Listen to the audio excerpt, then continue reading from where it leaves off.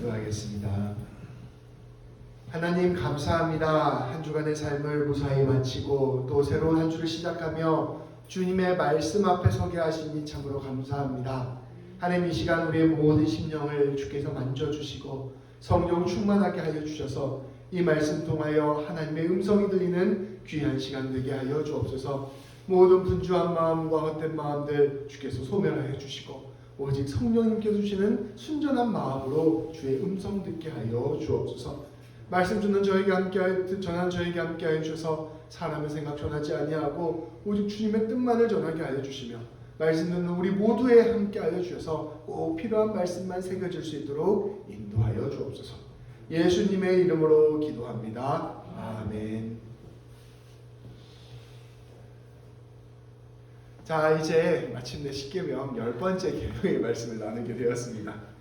우리가 이제 십계명을 함께 나누면서 이번 기회에 십계명 10개 다 외워보자고 함께 권면을 드렸습니다. 우리가 하나님의 백성으로서 하나님의 계명을 지키는 삶은 하나님의 복을 전하고 하나님을 나누는 귀한 통로가 됩니다. 이번 기회에 계명을 다 외우고 하나하나 실천을 결단하기를 소망합니다. 자, 이제 마지막 10개까지 계명까지 해서 우리 함께 한번 외워보도록 합니다.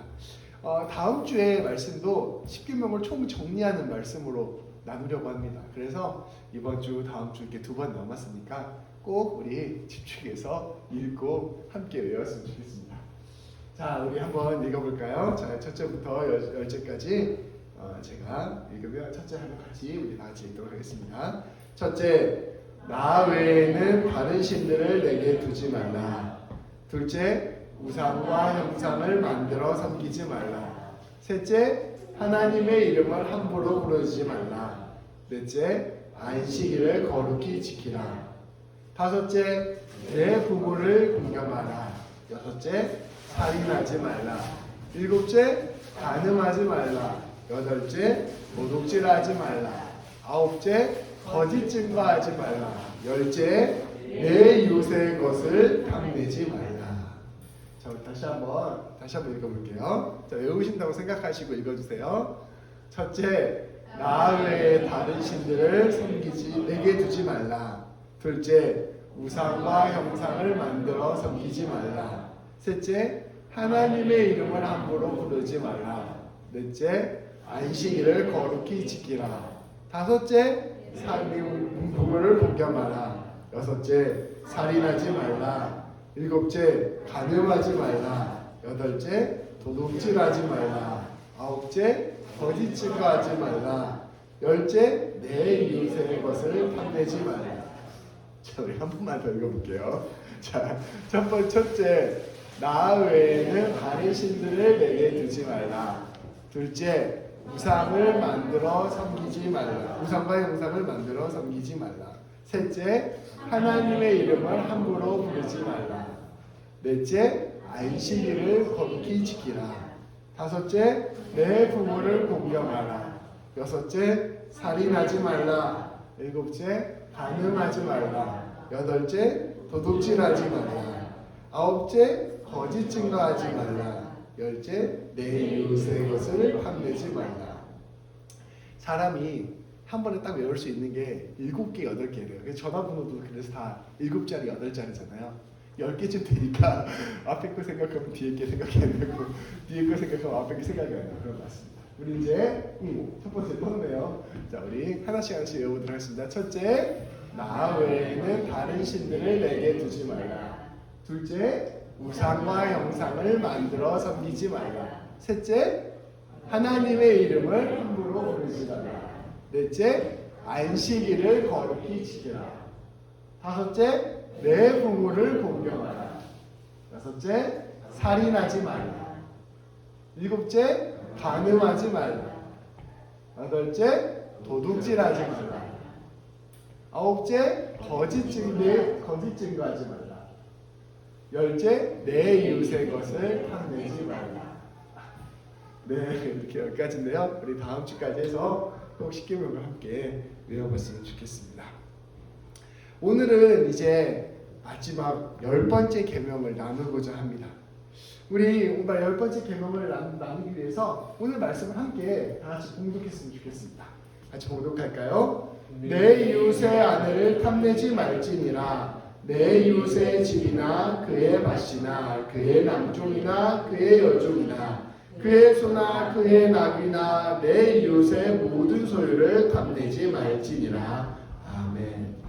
마지막 10번째 계명은 내 이웃의 것을 탐내지 말라라는 계명입니다. 우리 주님께서는 구체적으로 내 이웃의 아내를 탐내지 말라.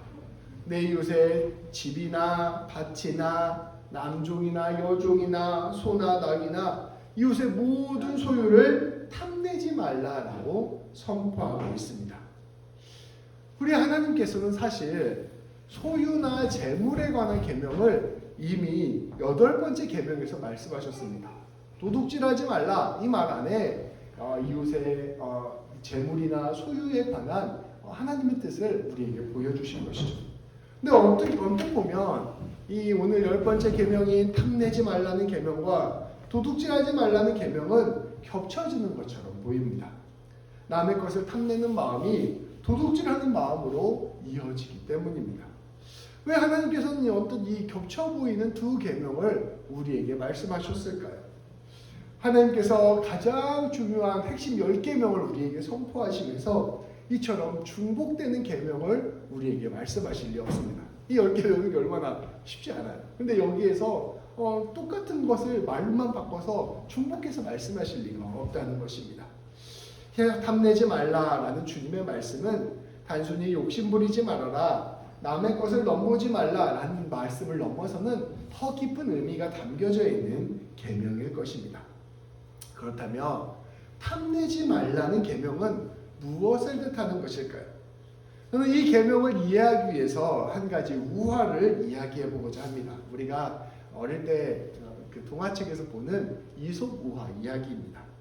이야기의 제목은 고기를 물고 가는 개입니다. 어느 날 한 개가 길을 막 걷다가 우연히 떨어져 있는 큰 고기 덩어리 하나를 발견했습니다. 얼마나 고기 덩어리를 발견하니 기분이 좋아요. 횡재했다 이런 마음을 가지고 막 달려가서 그 고기 덩어리를 입에 덥석 물었습니다. 이제 이 고기를 먹을 생각에 기분이 좋아진 개는 꼬리를 흔들며 집으로 신나게 돌아가고 있었습니다. 돌아가는 길에 개울이 있고 그 위에 다리가 하나 있었습니다. 이 다리를 하나 건너게 된 것이죠. 근데 이 다리를 건너다가 옆을 살펴보니까 이 다리 아래에 개 한 마리가 있는 것입니다. 자기랑 덩치도 비슷하고 생김새도 비슷한 개였습니다. 그런데 그 개의 입을 보니까 그 개의 입속에도 큰 고기 덩어리가 물려 있는 것입니다. 이 개는 횡재했다고 생각했습니다. 이 고기도 참 맛있는데 저 개의 입에 들린 고기까지 내가 빼앗아 먹으면 얼마나 더 기분이 좋을까? 오늘 그러면 내가 고기를 2개나 갖게 되는구나 라고 생각을 한 것입니다. 이 개는 그 건너편 다리 밑에 있는 건너편 개를 보고 크게 짖었습니다. 멍멍. 그 순간 그 입에 있던 고기가 다리 밑 물속으로 빠져버리고 말았습니다. 다리 아래에 있던 개는 당연히 개울에 비친 자기의 모습이었습니다. 이 개가 한 실수한 가장 큰 실수는 무엇이었을까요? 욕심을 부린 것, 물에 비친 그 개를 자기라고 알아보지 못한 것, 이러한 것들도 그 개의 실수라고 볼 수 있습니다. 그런데 이 개의 가장 큰 실수는 자기가 집중해야 하는 것에 집중하지 못한 것입니다. 이 개는 자기가 가던 그 길을 잊어버렸습니다. 자기가 입에 고기를 물고 있다는 사실을 잊었습니다. 자기가 그 고기를 들고 집에 가야 한다는 사실을 잊었습니다. 이 자기 입에 고기가 있다, 내가 지금 빨리 집에 가야 된다, 이 2가지 사실만 분명히 기억하고 있었어도 이 개는 실수하지 않았을 것입니다. 그러나 이 개는 그것을 잊었고 다른 것에 마음을 빼앗겨 버렸기에 결국 자기의 것마저 빼앗겨 버린 것입니다. 우리 하나님께서 십계명 마지막 말씀을 통해 우리에게 탐내지 말라고 하시는 것은 무엇을 뜻하는 것일까요? 그것은 네가 지금 집중해야 될 것에 집중하라 말씀하시는 것입니다. 구체적으로 하나님께서 내게 맡기신 것에 집중하고 네가 걸어가라 말씀하신 길에 집중하고 나아가 하나님께 집중하라 말씀하시는 것입니다. 우리 하나님께서 우리에게 이렇게 말씀하시는 거예요. 네가 지금 다른 사람 거 보고 있을 겨를이 어디 있니? 지금 다른 사람 거 보면서 군침을 흘릴 겨를이 어디 있니? 내가 너에게 맡긴 이 일에 집중하는데도 너의 시간은 모자라다 라고 말씀해 주시는 것입니다. 네가 집중해야 되는 그것을 붙들고 걸어가라 라고 우리에게 선포하여 주시는 것이죠. 하나님께서는 우리 모두에게 각자에게 맞는 달란트를 허락하셨습니다. 그런데 우리는 그 달란트를 주신 하나님을 보지 않고 그 달란트를 주시면서 우리에게 품으신 그 하나님의 뜻은 헤아리지 않고 오히려 내 옆에 있는 사람이 받은 달란트에 마음이 빼앗깁니다. 나는 1달란트를 받았는데 저 사람은 5달란트를 받았네. 내 삶은 이렇게 초라하고 부족한데 저 사람은 더 많은 것을 가졌네. 내 부모, 내 배우자, 내 자식은 별거 없는 것 같은데 저 사람은 좋은 부모, 좋은 배우자, 좋은 자식을 가졌네. 이렇게 끊임없이 비교하면서 마음이 흔들리는 것입니다.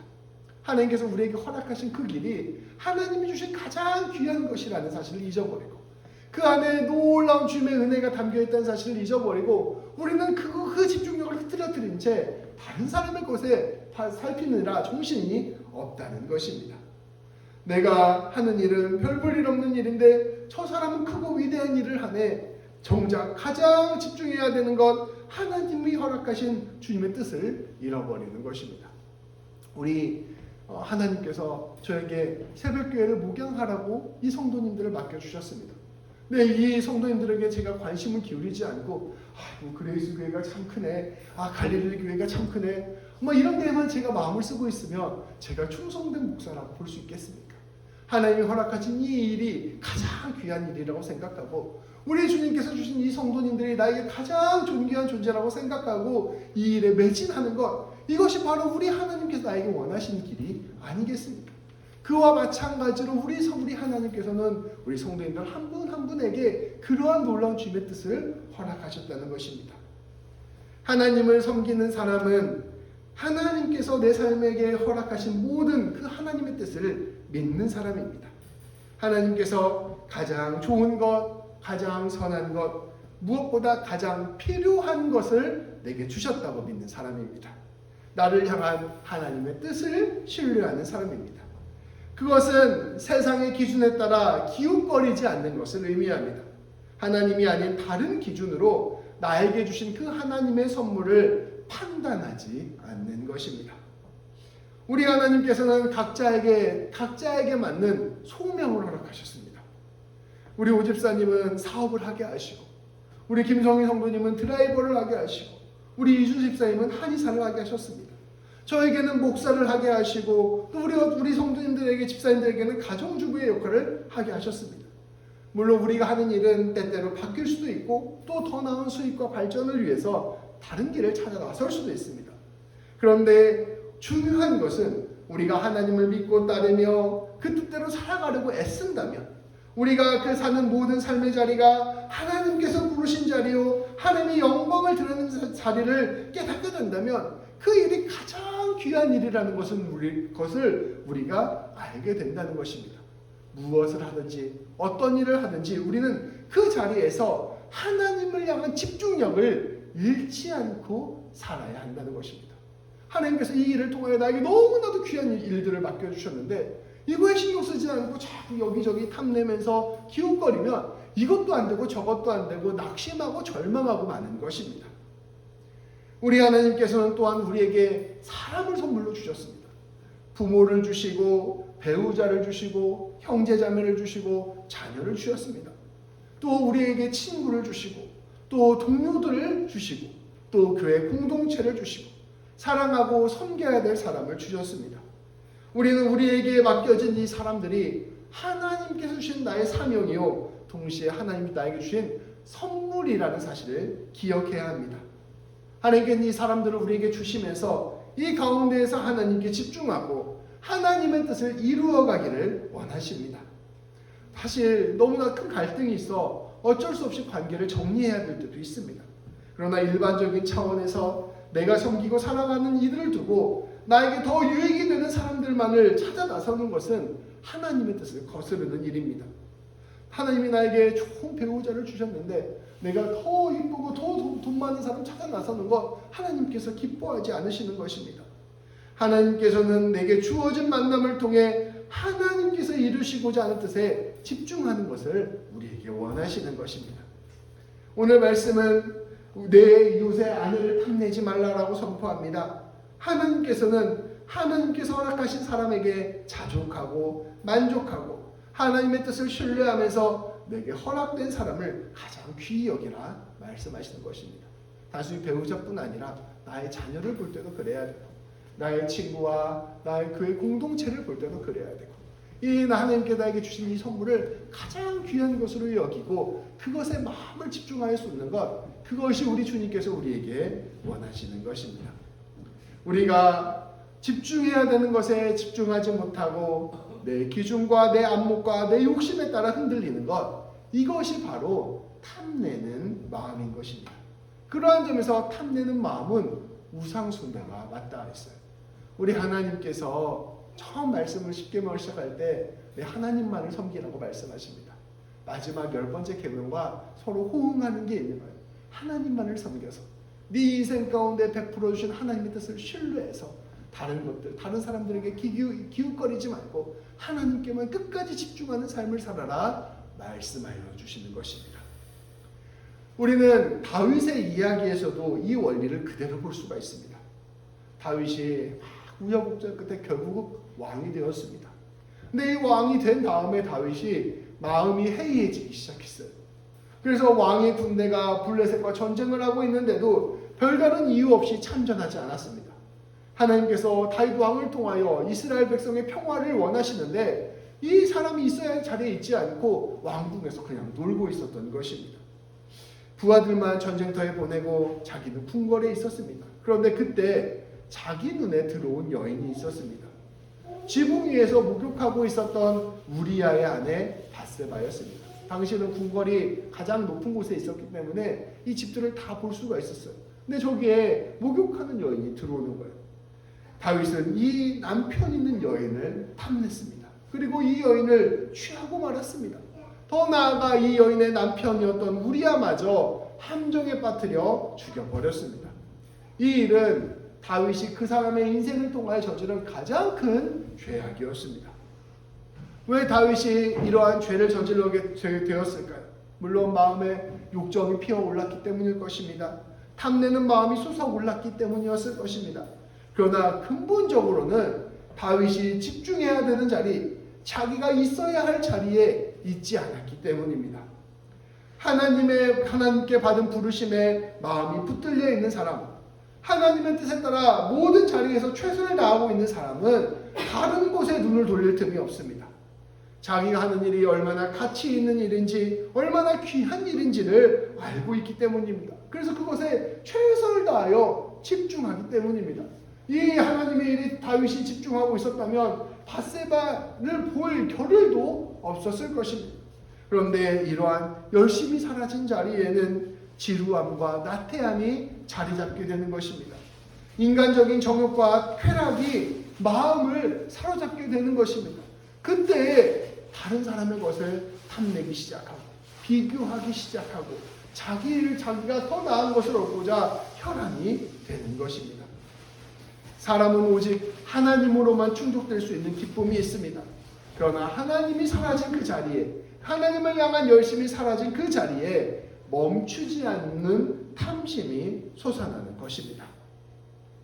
얼마 전 젊은 청년 피아니스트 이윤찬 군이 세계 3대 콩쿠르였던 반클라이번 콩쿠르에서 우승을 하였습니다. 우리 선배님들 기사 보셨죠? 아주 젊은 청년이에요. 18살 역대 최연소로 우승을 하였습니다. 근데 이 이윤찬 군의 곡이 굉장히 아름답고 연주를 참 잘한대요. 사실 저는 들어도 이게 잘하는가 보다, 이걸 잘 몰라서 그런가 보다 하고 이렇게 듣는데 아주 연주를 잘한다고 합니다. 근데 이 청년의 연주뿐 아니라 이 청년의 인터뷰가 너무나도 사람들을 놀라게 했습니다. 그는 이렇게 말합니다. 우승했다고 해서 제 실력이 더 좋아지는 것은 아닙니다. 저는 더 연습할 것입니다. 이문창 군에게 있어서 우승, 사람들의 평가, 내가 얼마나 이 세상 가운데 높은 클래스의 사람이 되었는가, 이러한 것이 중요한 게 아니었던 것입니다. 자기가 얼마나 피아노를 잘 칠 수 있는지, 얼마나 대가들의 곡을 깊게 연주할 수 있는지가 이 이문창 군에게는 무엇보다 중요한 것이었습니다. 그에게 있어 관심은 오직 피아노입니다. 피아노에게 집중하고 피아노가 이 사람에게 가장 중요한 것이 되자 다른 모든 것들은 상대적인 것이 되었습니다.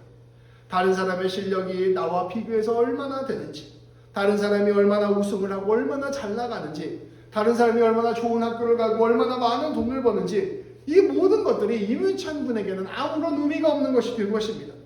자기가 있어야 할 자리를 정확히 알고 그 자리를 무엇보다 귀한 자리로 생각하며 그 자리에 집중하는 삶, 그 삶이 바로 이문창 군의 삶이었던 것입니다. 그래서 이문창 군은 이렇게 이야기합니다. 산에 들어가서 피아노를 치면서 사는 것이 꿈이다. 우리의 삶도 이와 같습니다. 우리가 하나님을 진실로 사랑하고 하나님과 동행하는 것이 진실로 기쁘며 하나님의 뜻을 따르는 것이 내 마음을 사로잡고 있다면 우리는 옆을 기울거릴 틈이 없습니다. 내 하나님께서 주신 이 일이 하나님께서 허락하신 가장 귀한 일이라는 것을 깨닫게 된다면 우리는 다른 일에 대해서 관심을 기울이지 않게 된다는 것입니다. 우리의 시선에 헛된 것이 들어오지 않는 것입니다.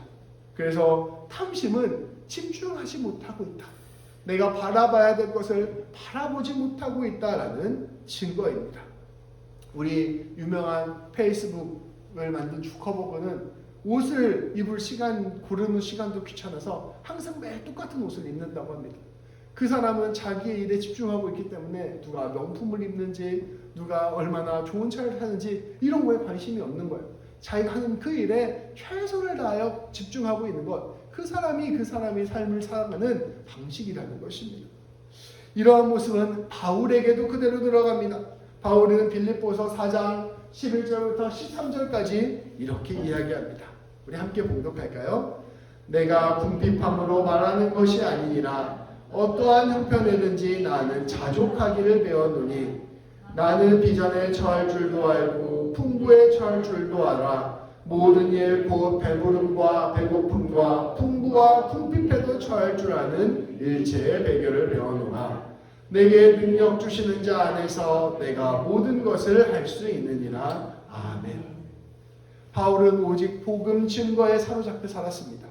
하나님께서 명령하신 그 소명에 사로잡힌 인생을 살았습니다.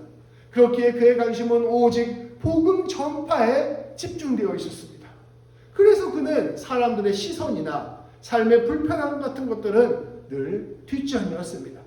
바울은 고백합니다. 나는 어떠한 형편에서든지 자족하기를 배웠다. 나는 가난에 처할 줄도 알고 부유함에 처할 줄도 안다. 배부름과 배고픔, 풍부와 궁핍, 그 어떤 상황도 나는 견뎌낼 수 있다. 내게 능력 주시는 자 안에서 나는 모든 것을 해낼 수 있다고 고백을 하는 것입니다.